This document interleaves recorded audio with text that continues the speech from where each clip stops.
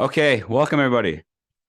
There was a story of once a frog that was magically, long story, got turned into a rabbi. Staring at him. My voice is a little whatever tonight, but I'm happy. I'm good. I'm healthy.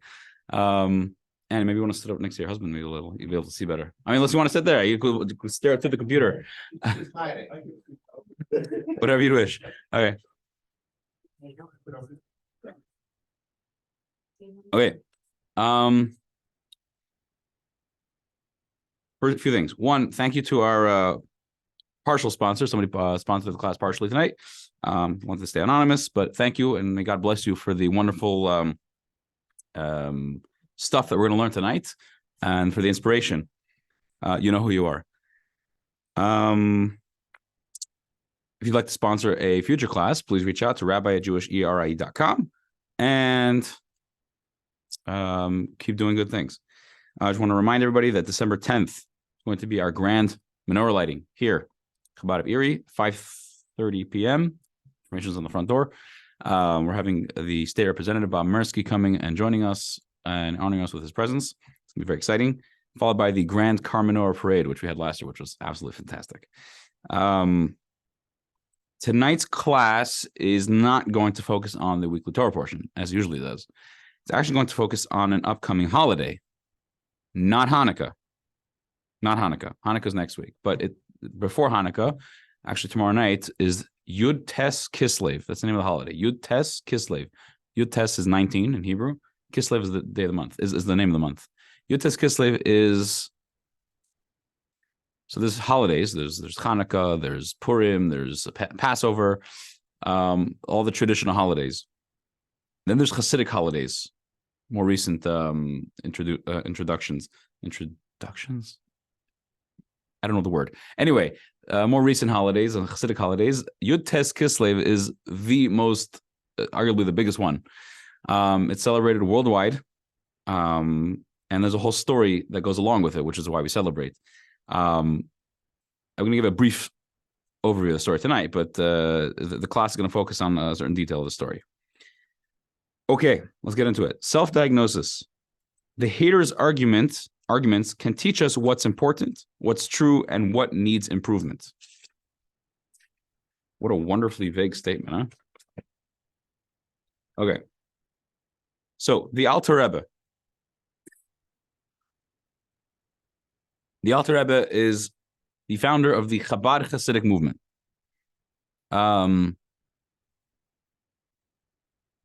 Alter Rebbe Alter means Yiddish. It's Yiddish. It means older.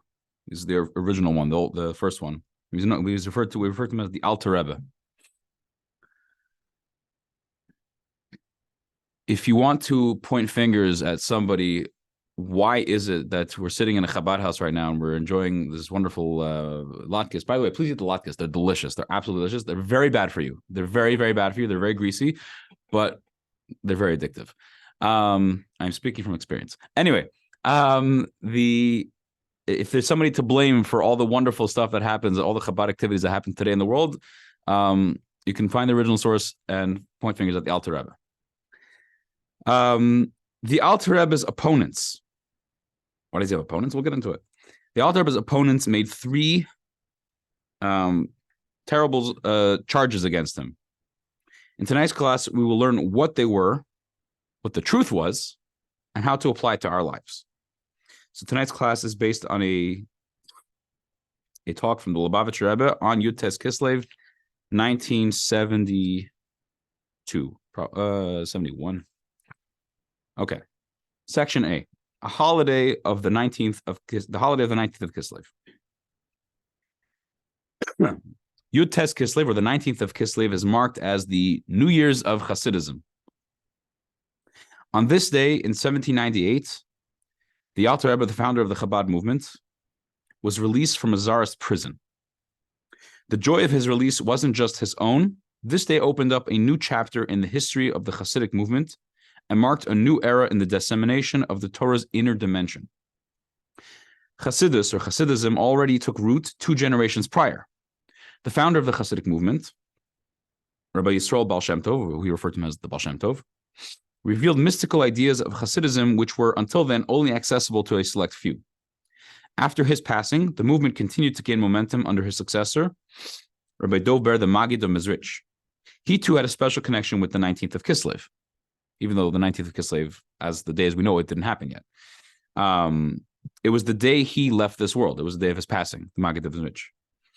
26 years before the Alter Rebbe was released from prison. In fact, shortly before his passing, the Maggid of Mezrich, who was the Alter Rebbe's master, his teacher, told him, "This day is our holiday." Those are the words he told him. The Alter Rebbe took it a step further by founding Hasidus Chabad, which is Hasidism, which can be brought down into a philosophy and a set form of learning, contemplation, and self-evaluation, which transformed abstract mystical parts of Kabbalah to be understood and applicable to one's everyday life. During its pioneering years, the Hasidus movement faced great opposition, at times very intense, from the established rabbinate and Jewish establishment. In the fall of 1798, several Jews in the opposition went to the government and falsely accused the Alter Rebbe of fomenting a rebellion against the Tsar. The Alter Rebbe was arrested on charges of treason and sent to Petropavlovsky, I'm going to pronounce that wrong, prison in Petersburg. 53 days later, he was miraculously released and acquitted from all charges. The Alter Rebbe saw the imprisonment as a reflection of the heavenly opposition to his decision to disseminate the secrets of the Torah, and therefore saw his release as a vindication as well. Therefore, after the 19th of Kislev, he intensified his efforts in disseminating Hasidism and expanding his ideas. I just want to point out something interesting. We're not really going to talk about it in tonight's class, but I decided I'm just going to bring it in here anyway because it's interesting and it's relevant. What we just said just now, that the Alter Rebbe saw the imprisonment as a reflection of the heavenly opposition against his decision to disseminate the secrets of the Torah. What was the story? So basically, after the Baal Shem Tov came on the scene and his successor, the Maggid of Mezrich, and they were teaching Hasidus, as we call it, and then the Alter Rebbe came and introduced a new level of teaching Hasidus, which was Hasidus Chabad. Chabad stands for Chachma Bina Das, which is, again, I always say this is a bad translation, but the wisdom, understanding, knowledge, understanding, wisdom. Wisdom, understanding, knowledge. Basically taking this philosophy, which is meant for like the holy people, and taking these ideas and bringing them into a solid philosophy which can be understood with the human mind. What Hasidus is essentially is godliness, raw godliness. Raw godliness and human mind, they're not best friends. They don't go together. But he figured out a way to make it relatable to the human mind. And he was teaching it very broadly, very openly, very publicly. And he faced great opposition from the Jewish communities who were well established at the time. They had a certain way of doing things, and we'll see soon, and way of looking at Judaism. And the Alter Rebbe's publicity of Hasidus was actually kind of seemed to contradict that. So they felt very uncomfortable with it. It was also right after the horrible story of Shabtai Tzvi, which we spoke about once. He was a false messiah, and Jews were very wary of new things. This was seemingly a new thing, so many Jews were very concerned. So they made this opposition. There was a libel put against the Alter Rebbe. As we'll see soon, they claimed he was sending money to the enemy of the Russian government, the Russian country, which wasn't true. It was a technicality they were basing it off of. But the Alter Rebbe, the way he looked at this whole thing, he was arrested, he was in jail for 53 days, and he was released miraculously. He looked at it, he understood that this imprisonment and release was a result of something going on in heaven. There was an accusation against him in heaven. Therefore, there was an accusation against him down here on earth. And when he was released from prison, he understood that this was a green light for him to continue doing what he was doing, and in a much bigger way. Just an interesting note, what really intensified the opposition was the Alter Rebbe's introduction, his writing of what's called the Tanya, the book of the Tanya. which is on the shelf over there in English. The Tanya is the groundwork, the philosophy of Chabad in almost like a guidebook form. There are 53 chapters in the Tanya. And the Alter Rebbe understood that the 53 days he was in prison was corresponded to these 53 chapters in Tanya. After he was released, the Alter Rebbe wrote a letter to his Hasidim. And he describes the moment he was freed in this letter. And he takes great significance with this moment. Let's see it inside. Source 1. From the Alter, page 3. From the Alter Rebbe's letter. This indeed must be made known that on the day God made for us, the 19th of Kislev, Tuesday, parenthetically, he says, the day on which it was good was said twice in Torah. Just explain quickly what that means. When God created the world over 6 days, it says that God saw on the first day, Hashem kitov, kitov, or kitov. He saw that the light that he created was good. Kitov, it was good. Day 2, God creates a split between in the waters. There's an upper waters and lower waters, the heavens and the earth, heavenly waters and the lower waters. And it doesn't say it was good. It doesn't say God saw it. He said it was good. Day 3, it says it was good twice. So the Alter Rebbe says that it was that the Yutas Kislev, when he was released, happened on a Tuesday, and he says the day which it was good was said twice in Torah. The yahrzeit of our holy teacher, whose soul is in Eden in heaven, referring to the Maggid of Mizrich. While I was reading in the book of Tehillim, the book of Psalms, the verse, he redeemed my soul in peace. Pada v'shalom nafshi. Before beginning the following verse, I emerged in peace by the act of the God of peace. So the Alter Rebbe was accustomed to reading Tehillim, Psalms, daily, dividing the book into 7 parts. 7 days of the week, 7 parts. On Tuesday, the chapters corresponding to the third section of the Psalms is chapters 51 through 72.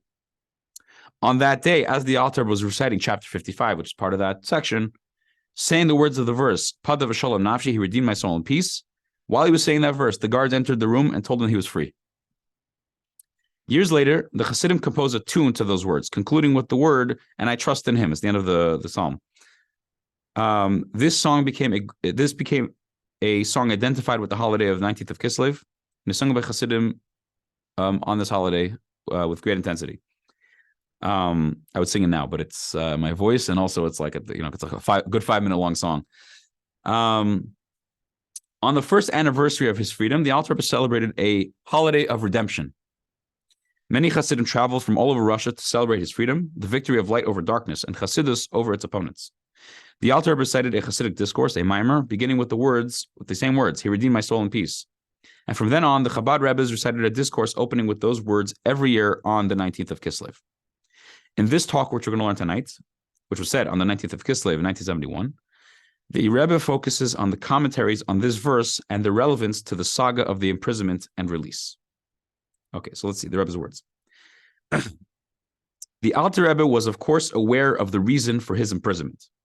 After his release, he said that his liberation was associated with the verse, he redeemed my soul with peace. This is a verse in the written Torah, in the book of Psalms. To understand its meaning, we must look into the oral Torah, the Talmud in Tractate Barachot. So we're going to take a look in the Talmud Tractate Barachot.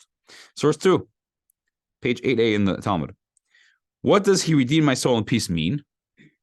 God said, whoever studies Torah, acts charitably, and prays with the congregation, I will consider as if they have redeemed myself and my children from among the nations.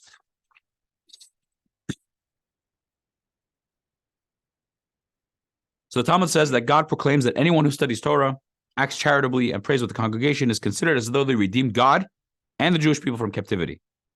Why were these 3 mitzvot?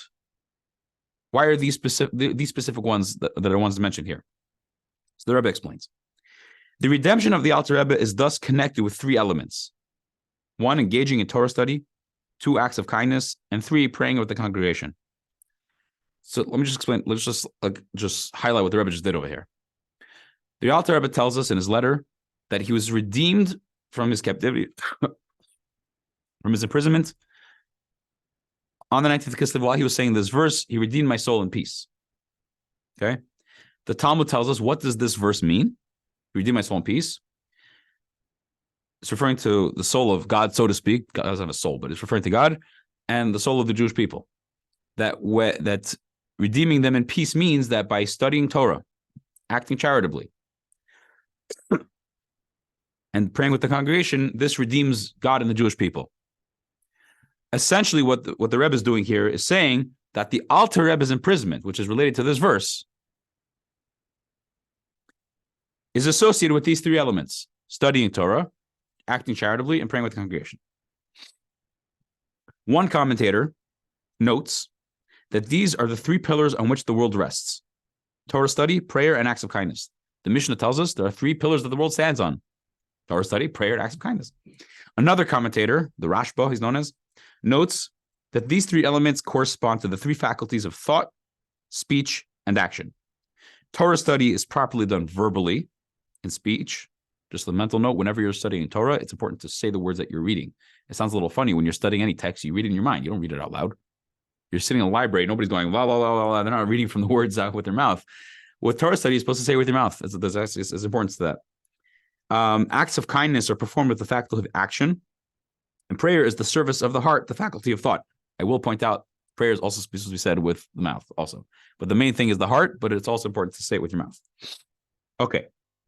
Now, what is the connection between these three elements and the Alter Rebbe's imprisonment and release? Triple slander. The slanderous accusations made against the Alter Rebbe were about Torah study, acts of kindness, charity, and communal prayer. Funny enough, this verse that the Alter Rebbe, which is connected with these three ideas, the accusations made against him, which put him in prison in the first place, were connected with these three ideas. How so?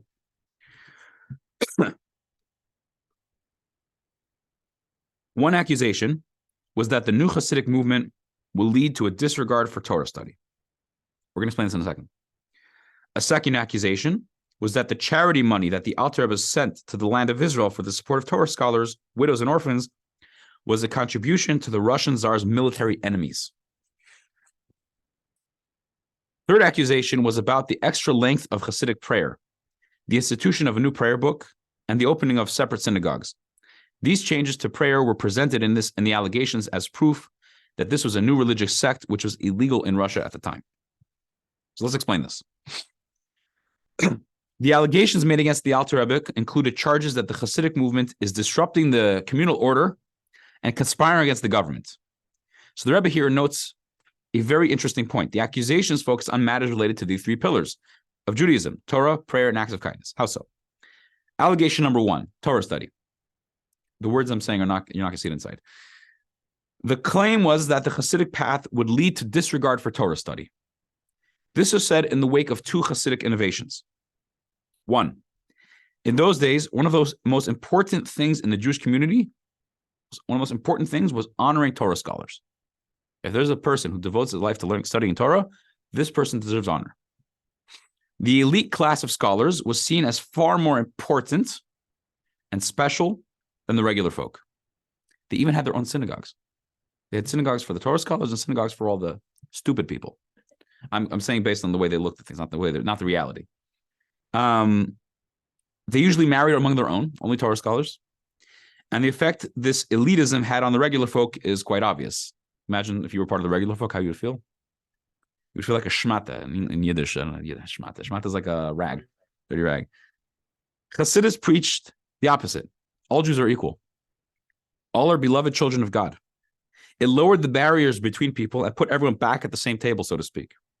The purity of the regular folk was something to be proud of, Hasidus said. And perhaps their Torah study and mitzvot, done simply with the purest of intentions, was actually dearer to God than the deep Torah study of the scholarly class. That was idea number one that Hasidus presented, and that these wonderful Torah scholars had a problem with. Two, in those days, Torah study was the most important thing for the rabbinic establishment. Prayer was second class, maybe even third class, maybe 10th class. They didn't put much effort into their prayers. They showed up to synagogue, they said the prayers very quickly, get it over with, and continued on to the main thing, Torah study. Hasidus stresses the importance of prayer from the heart. A person must feel as though they stand before the king. whereas every word must come from the heart. Obviously, such prayer took much longer. This prayer was accompanied by great excitement, something quite novel in those days, and the movement swept up many youngsters who were entranced by such divine service. The opponents of Hasidus came out against these two invasions, claiming that undermining the elite scholarly class and focusing more on prayer would undermine Torah itself.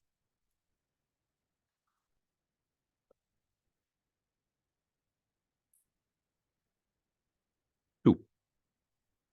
Allegation number two has to do with charity.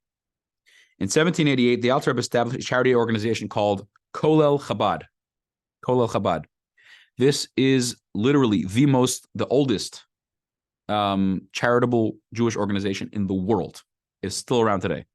Same organization, Kolel Chabad. You can look it up.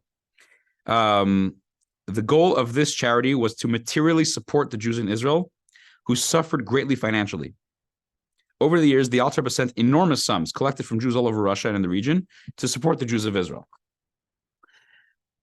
Guess who was in charge, who was ruling over Israel at the time? Ottoman Empire. And the Ottoman Empire was at war with Russia. Good job. The Alter Rebbe's opponents falsely alleged that the money was being sent to Turkey to aid their war with Russia. That is one of the biggest crimes. You're helping the enemy. Now, obviously, he wasn't helping no enemy. He was helping Jews in Israel. Allegation number 3 against prayer. One of the original characteristics of the Hasidic movement was the adoption of a different prayer text. The established text in Eastern Europe was the Ashkenazic rite, and the Hasidim switched to a text following the Kabbalistic tradition of the Arizal, which was based on a Sephardic rite. Quite interesting. Regarding the importance of the Arizal's text, the Maggid of Mizrich writes, the Jerusalem Talmud established that there are 12 gates which the prayer of the 12 tribes pass through. Each tribe has its own unique gate. In addition to these 12, there is a 13th gate, a universal gate, where universal prayers go through. This universal gate, this universal text was revealed by the Arizal. Okay. This provoked the opponents of Hasidus, and they claimed it violated the law that one may not vary from the accepted custom, the Jewish law. Being that their text was different, and they prayed at length with great excitement, the Hasidim opened their own synagogues. So as, what was the reason?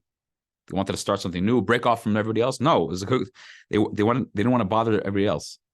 Imagine you're in your synagogue, some guy shows up and he starts dancing and singing while he's praying, and you're not used to this. You're like, oh, I can't focus on what I'm doing over here. Get out of here. So they made their own synagogues to not disrupt anybody. Their opponents saw this as a threat to the status quo and claimed that this was a new cult. They also claimed that the textual changes were disrespectful to prayer and to the accepted liturgy, the text.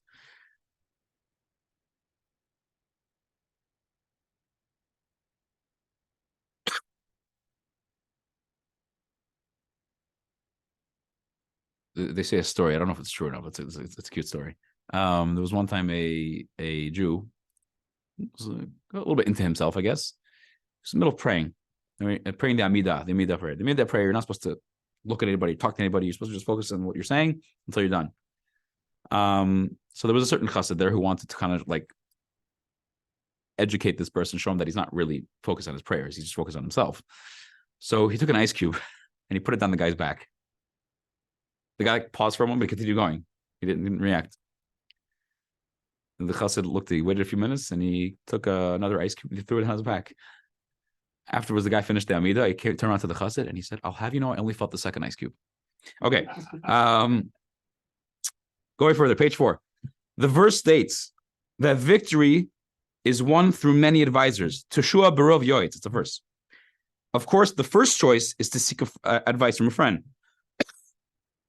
If you need help with something, the Torah suggests go to a friend who cares about you and seek their advice. It might be helpful. But some commentators add that when a person is in a situation where they don't have any friend available to ask for advice, there's still a suggestion. They should seek the advice of an enemy and do the opposite. Yeah? Along the same lines, all of the allegations made by the enemies of the Hasidic movement were the opposite of reality. You know, you want to know what to do. So you go to somebody that can't stand you, and you say, ask you, what do you think I should do? And they say, oh, you should do this and this. You say, God, I'm going to do the exact opposite. Okay. So here too, the fact that the prosecutor made these allegations in court indicates that the exact opposite was true.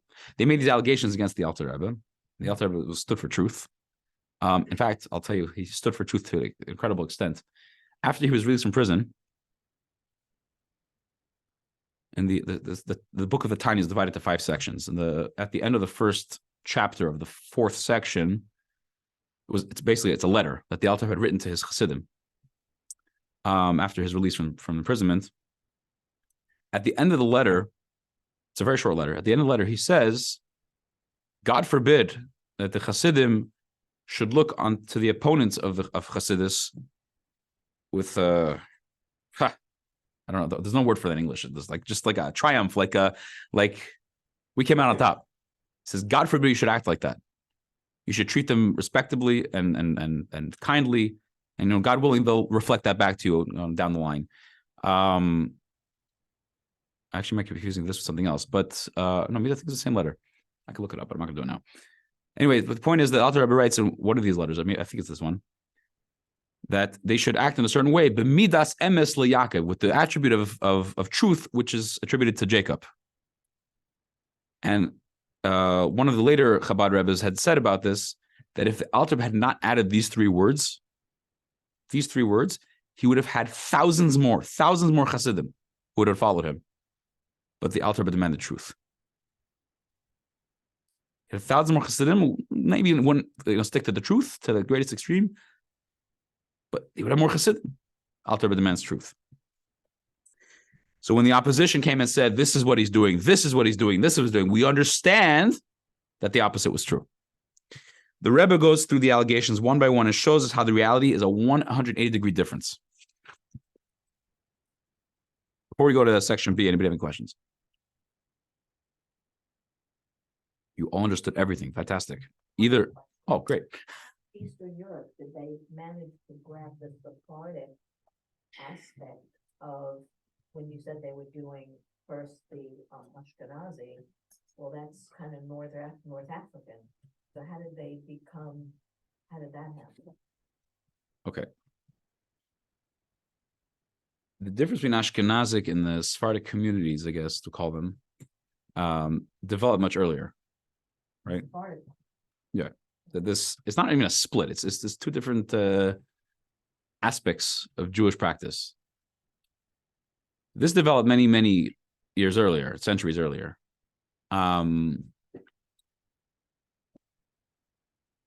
It's not like the Ashkenazim were living in a bubble and the Sephardim were living in another bubble and they had nothing to do with each other. They interacted. They're all Jews. They had business dealings and the rabbis, the halachic authorities, the authorities of Jewish law, they for sure had what to do with each other. The Ashkenazim were very much aware of many of the Sephardic traditions and Sephardic way of doing things, and the Sephardim were very much aware of the Ashkenazic way of doing things. So for sure, the Arizal, who was I believe he was Ashkenazi, if I'm not mistaken, who lived in Israel, he developed a text for prayer that was founded on the certain Sephardic main Sephardic things. So it was a well-known text. I guess the short answer to the question is they were aware of the other side, so to speak. It was on the other side, but the other side of the coin, I guess. Okay, section B, Torah study, page 6. First, regarding the allegation that the Hasidic movement disregards Torah study. Okay, so they made an allegation. The Hasidic movement, Hasidus, is making a huge disrespect to Torah study. The teachings of Hasidus, and especially of the Chabad school, explain the great value of Torah, raising it to a far higher level than it was considered previously. So, in a sense, it was true. The allegation had a kernel of truth to it. They're changing how Torah study is viewed. The Torah study is viewed. The way they would present it was that they're looking down on Torah study. The reality was the Chassidus actually picks up Torah study. Humility. This change regarding Torah study was expressed on two levels. Firstly, as great of a scholar as a person may be, the Torah is always greater, longer than the earth and wider than the sea, as the verse says. Therefore, all of one's Torah achievements pale into insignificance compared to all the Torah that remains to be learned. Even the greatest scholar must study as if he had only just begun. So one, Chassidus teaches the scholar the need for humility in the face of the greatness of Torah. True, you have learned a great deal, but the Torah is much broader and deeper, and you still have so much to learn. You must feel humble and keep on learning as if you had just begun. And then the second aspect is practical law. Secondly, Chassidus places a special emphasis on study is great because it leads to action. One of the first works of the Alter Rebbe, before he assumed the leadership of Chabad and as preparation for it, was focused on reaching the practical legal conclusions from Torah study. God's word, this is halacha, Jewish law, as it says in the Talmud. The Talmud relates that David and Jonathan were great scholars. When Doeg told King Saul that about David's scholarly abilities, he wasn't moved, saying, "My son Jonathan is just as good." But when Doeg told Saul that God is with him, the law is always decided in accordance with his opinion, Saul became upset and jealous because that is something that even he did not merit. So let's just get some context over here. Source 3. Saul, as the king of Israel at the time, became very depressed to the point that he could no longer function as king. His advisors thought about how they could ease his burden and suggested that a talented musician play for him, and perhaps it would help him. Saul agreed, and they began seeking an appropriate candidate. His advisor, his name was Doeg, nominated a guy named David, son of Yishai, who was a very special, Jesse in English, was a very special person in addition to being a musician and would be a good fit for the position. As it says in the verse, Samuel 1, chapter 16, one of the young men answered and said, "I saw a son of Yishai from Bethlehem who knows how to play, a mighty man of valor and a warrior and logical in his affairs and a handsome man, and God is with him." The Talmud is going to dissect this verse line by line and explain what the words actually meant, what he meant by these words. So source 4, the Talmud interprets this verse. Rabbi Yehuda says that Rav says. He's going to quote each part from the verse and explain what the words meant. Who knows how to play means that he knows how to ask complex and germane questions about Torah matters. A mighty man means that he knows how to answer questions raised with regard to matters of Torah. A warrior means that he knows how to negotiate his way in the battle to understand the Torah. A handsome man is one who displays an understanding of Jewish law and explains it well. And logical in his affairs means that he infers one matter from another. And God is with him means that the law is ruled in accordance with his opinion in every area of Jewish law. So in other words, every one of these lines is referring to some aspect of David's incredible mastery of Torah study. And Torah ruling in Jewish law. In response to all of these virtues listed in praise of David, Saul said to his servants, "My son Jonathan is his equal." Every single praise he said, he responded, "My son Jonathan is the same." Once Doeg said to Saul, "And God is with him," meaning that the law is ruled in accordance with his opinion in every area of law, a matter that did not apply even to Saul himself, he was offended and grew jealous of David. The point with this is that we see from here that the greatest virtue is Torah study, which leads to the correct application of Jewish law. The greatest form of Torah study is where you take the Torah that you're learning and you understand the practical application of it, how you're supposed to act as a Jew.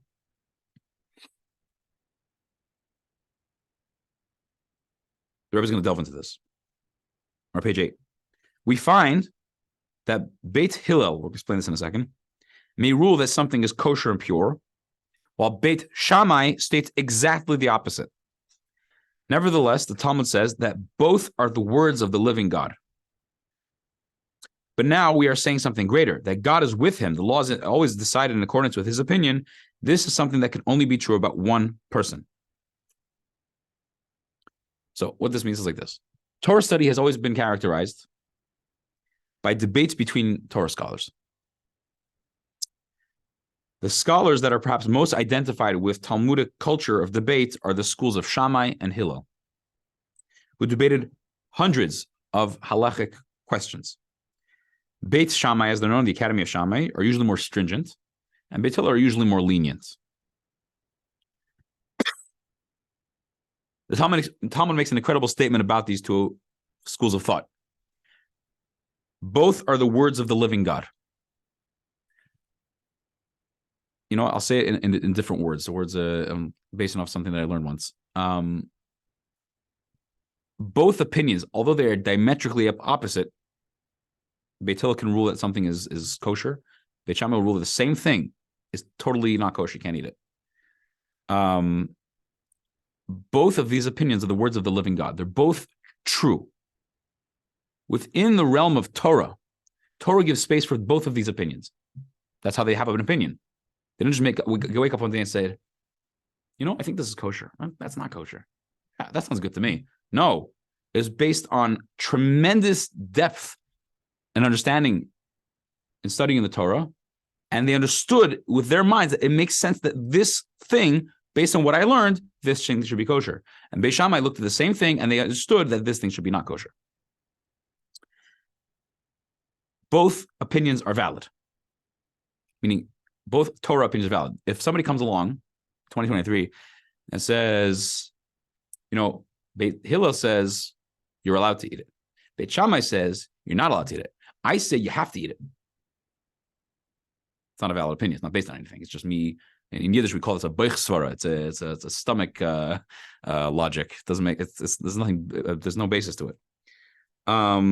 That is the idea of truth in Torah. Both of them are true. But then there's something called emes la'amito, the truth of the truth, the ultimate truth. That is synonymous with the final ruling. Who do we follow? You can't follow two opinions.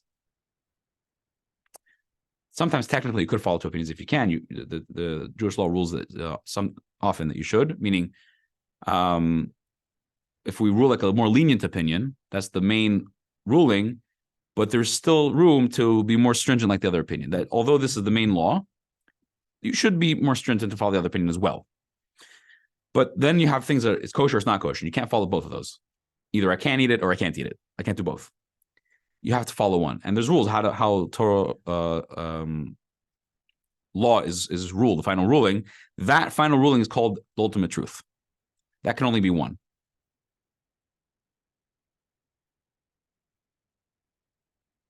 The Rav's Shulchan Aruch. Continue further. In our case, there were great scholars and Torah leaders on both sides. But it was the Alter Rebbe who wrote the Shulchan Aruch HaRav, which is the Alter Rebbe's Code of Jewish Law. These white books on the shelf.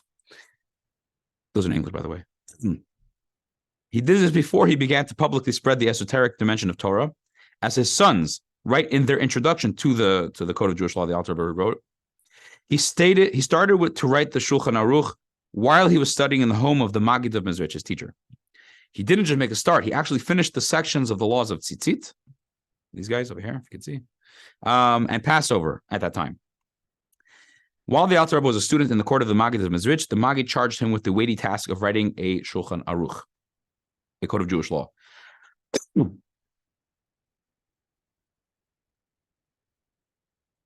I'm going to give you explain to you what we're about to say before we say it, so it's not too confusing. There was already a code of Jewish law accepted by the Jewish world at large, by the Jewish world, written by Rabbi Yosef Cairo, who lived in Tzfat in Israel several hundred years ago, and 700 years before the Alter Rebbe. He wrote we called it the Shulchan Aruch, the Code of Jewish Law. It literally means a set table. It's a set table. It's like you walk to a room where there's a set table. You know exactly where everything is. You see what the food is, and you know where you're supposed to sit. So to here, it's not a confusing mess. The Talmud it can be looked at as a mess. It's not so clear at all. You have to study it. You have to, and even if you have clarity in one small page in the Talmud, that doesn't mean you understand what the final ruling is, because there's other components that are in other books and other pages in the Talmud. He took all the teachings of the Talmud and all of the backwards and forwards and the discussions and the final rulings, and he put them into a solidified text that tells you, what do I need to do as a Jew? The, so to speak, problem with this text, it's not a problem, so to speak problem, is that it's very dry. You learn it, you don't understand it. You know what you're supposed to do. It tells you what to do, but you don't understand the reasoning behind it. You don't know the logic, what led to that decision. And it's hard to appreciate it. The Maggid of Mezrich came to his student, the Alter Rebbe, and gave him this task. I want you to write call it a follow-up Shulchan Aruch, a follow-up Code of Jewish Law. Not, God forbid, discounting the first one. No. It was to complement it.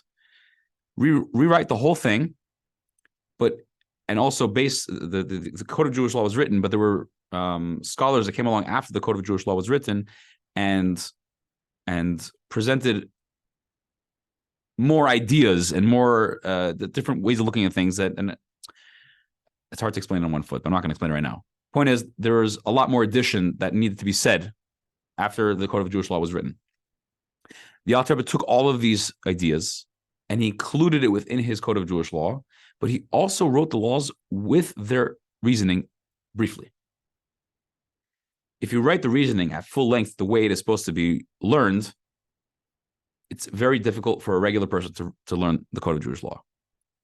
You sit and you're learning all the opinions backwards and forwards and trying to understand how this opinion goes along with this one, and they go together, and the logic behind how it's based on the Talmud and how it relates to this other piece of Talmud and the contradictions and the answers and you're not going to understand at the end of the day, what am I supposed to do? Even though it says it, but it's like, I'm lost in this discussion.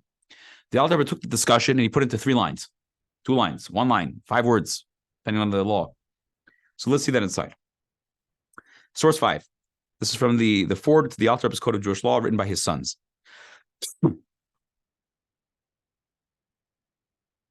heaven, it was agreed that the Maggid of Mezrich search among his students to find one upon whom God's Spirit rests, to study and rule clearly in Jewish law, with the reasoning behind the laws, and to write it according to the order of the Code of Jewish Law, the original Code of Jewish Law, focusing on the everyday matters of the most frequent application, which take precedence over other mitzvot, and to arrange all the laws from the original code and the recent sages in clear, understandable language with the relevant reasoning. You hear that?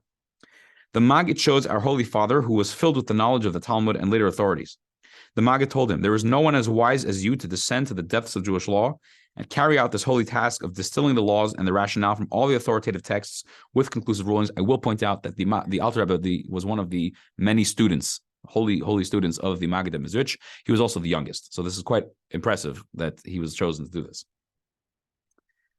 The Rebbe, page 9. The Shulchan Aruch Harav, the Alter Rebbe's Shulchan Aruch, has a novel feature. It also includes the rationale behind the halachic decisions.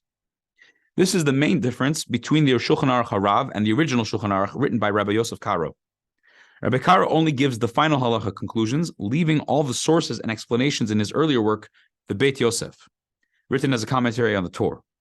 The Alter Rebbe, by contrast, includes brief explanations of the laws as explained in the work's foreword. So again, just a quick summary. The Alter Rebbe's code is different from almost all previous works in Jewish law. Till then, the texts of Jewish law fell under 2 categories. You have the Rif and the Beit Yosef, who wrote the laws and the rationale, but expounded at length in scholarly debate to justify their rulings, therefore requiring much effort to understand the final rulings. The second kind is like Maimonides, who wrote the Mishnah Torah, and Rabbi Yosef Karo's Code of Jewish Law, and similar works.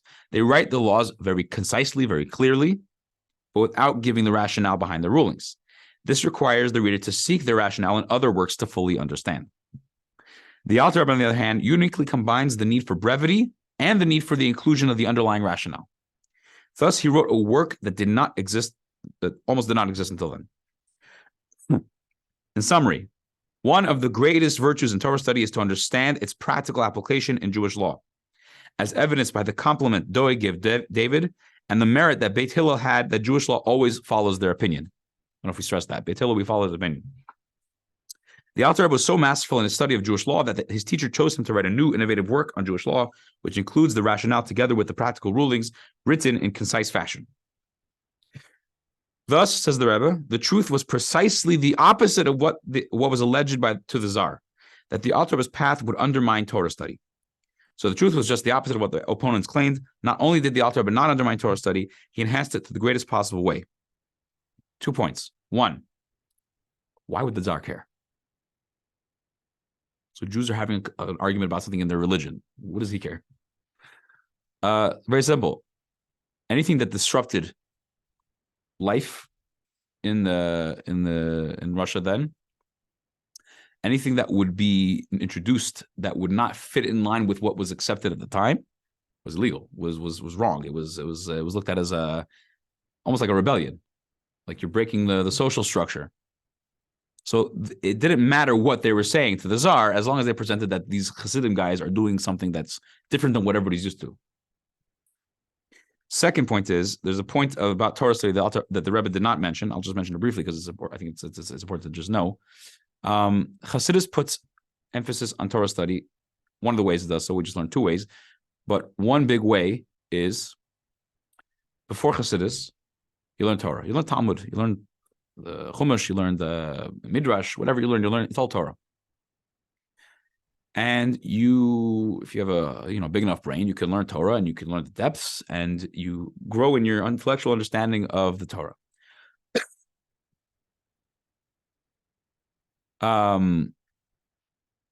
What was a big problem at the time when we had these elitist Torah scholars, the one component about Torah study that they almost all forgot about, which is a slight detail, but it's quite a crucial detail, is that this is not an intellectual text. This is God's wisdom. They pulled God out of the picture, or they forgot about him. And that's a big problem. Chassidus comes and highlights very strongly that when you learn Torah, you're connecting your God to mind, your mind to God's mind, so to speak. You're learning Hashem's thought process, in a sense. And when you study Torah, you're not just learning a text, you're connecting with the creator of the universe in a way that you can internalize. So I heard a story that is connected with this. There was one time there's a Chassid and one of the opponents of Chassidism. They were talking, and this other fellow, he said, "What happened to you guys? What happened to Kavod HaTorah? Kavod HaTorah means you're supposed to respect Torah." So he said, "What do you mean? Chassidus teaches us that the Torah is the greatest thing. You're learning God's wisdom. Of course we have respect for Torah." He's like, no, that's respecting God. What about respecting Torah? Anyway, okay, those are the 2 points. Before we go to charitable acts and prayer, which is basically the end of the class, more or less, ish. Any questions or comments? Yeah. Yeah, you mentioned before about Beis Shammai and Beis Hillel. This one they were never got back to that. Yeah, so Beis Shammai and Beis Hillel, good question. Beis Shammai and Beis Hillel were two schools of thought in the Talmudic time. It was pre-Talmud, actually.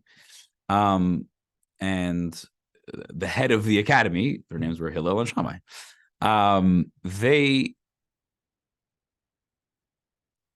Their brains work differently. To Hillel, he'll look at something and it would make more sense that we should rule more leniently. Shammai would look at the same thing, like I just said, and he would look at it and he would understand it and make sense to rule more stringently. Not because he wanted to be strict, but because he understood that the Torah requires this to have a stricter ruling. Not always do you see so clearly the leniency and the strictness in their opinions. For example, Hanukkah is coming up, a famous one. The famous argument between Beit Shammai and Beit Hillel about how do you light the menorah on Hanukkah. How do we light menorah? Right to left. That's an important thing. But that's not their argument. No. How many candles do we light? What? How many candles do we light? The first night we light 1. Second night we light 2, 3, 4. 8th night we light 8. We do this because Beit Hillel says that's the way you're supposed to light the menorah. If we had ruled like Beit Shammai, we would light the menorah like this. The first night of Hanukkah, we sit down with our family, pull out the menorah, we'd light all 8 candles. Yeah. Second night, we'd get our family together, we'd light 7 candles. Third night, we'd light 6 candles, so on and so forth. The last night of Hanukkah, we'd light 1 candle. We don't rule like Hillel because it's more extravagant and more what's the word I'm looking for? It's more looks more exciting because you're going up in candles. Here it's like diminishing, so it doesn't look as exciting. That's not why we rule like that. But that is an example of a famous argument between Beit Shammai and Beit Hillel. Okay, section C, charitable acts and prayer. Charity and the Sultan. How do you say that? The accusations we're on page 10, regarding charity were similarly the opposite of reality. The Alter Rebbe sent various forms of support to the Jews in the land of Israel in order to enable them to study Torah and observe mitzvot. The goal of all this was to bring Mashiach closer, at which point the land of Israel would be freed from Turkish rule. But the land of Israel will go back to the homeland in a very physical way of the Jewish people. But the prosecutor alleged the exact opposite, that the money was intended to assist the Sultan. So the Alter Rebbe constantly encouraged his followers to donate money to poor people in Israel. Many letters in his published collection of letters in the Tanya were written with that goal, exhorting his followers to contribute funds to support the Jews in Israel, even when their own financial situation wasn't the best. In his written response to the Russian authorities while he was imprisoned, the Alter Rebbe explained that he encourages Russian Jewry to donate to Israel because all our prayers go to heaven via Israel. And the prayers of the residents of Israel are heard more because of their proximity, so to speak. Thus, we must support the people of Israel because their prayers bring blessing to Jews everywhere. And the Rebbe notes something very ironic here.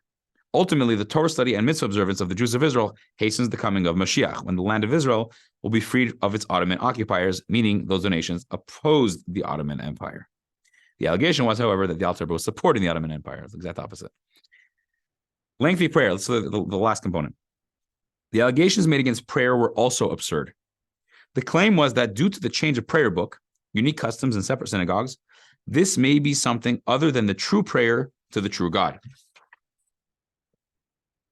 The reality was the exact opposite. If you ask anyone, whether they are from a Lithuanian, Polish, or Galician background, who prays at greater length, the answer will be that if you see a person praying for an extra half an hour, that is a clear indication that he is associated with the Chassidus and the Chassidic movement. So it's a clear fact that when people who study Chassidus place a greater emphasis on concentration during prayer and pray at length, greater length.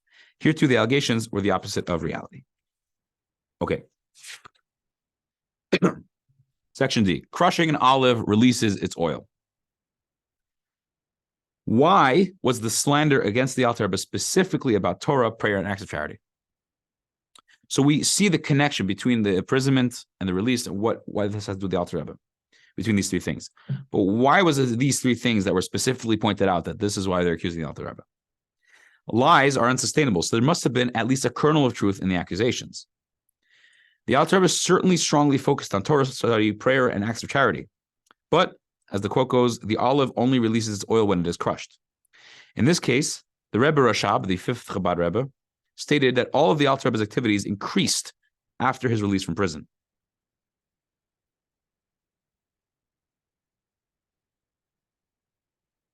Of course, all three elements were present before the imprisonment. We mentioned earlier that the Alter Rebbe began writing his Shulchan Aruch during the lifetime of the Maggid of Mezrich, and even completed some sections then. His charitable activities had also begun earlier. An example of this can be found in a story that occurred even before he traveled to Mezrich. It's a famous story.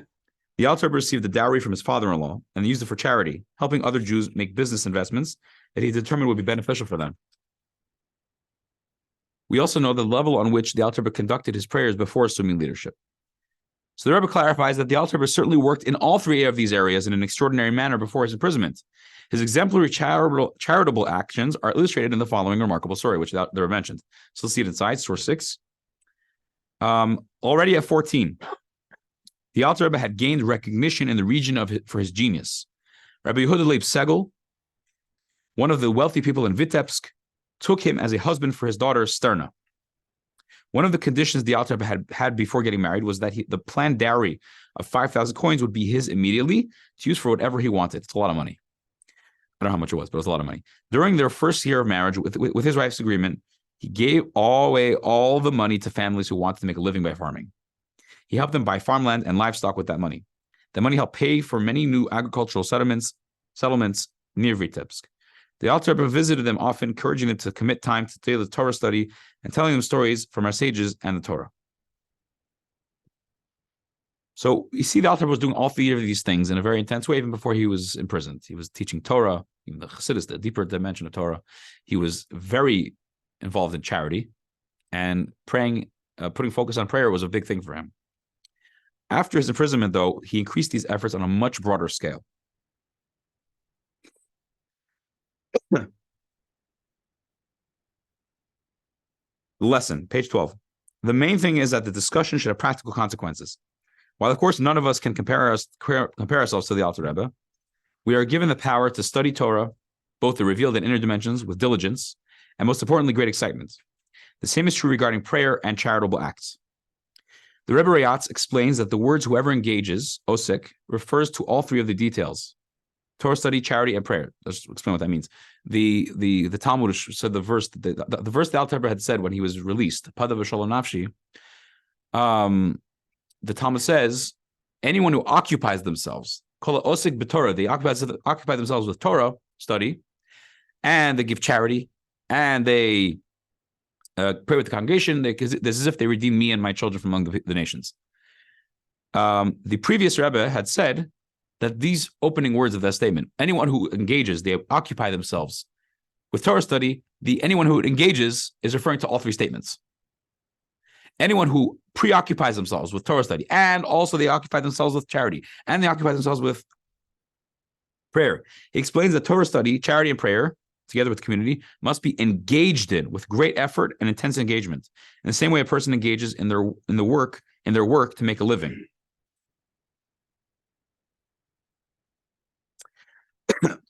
The Rebbe often highlighted the words "whoever engages," which is the same Hebrew word for financial pursuits.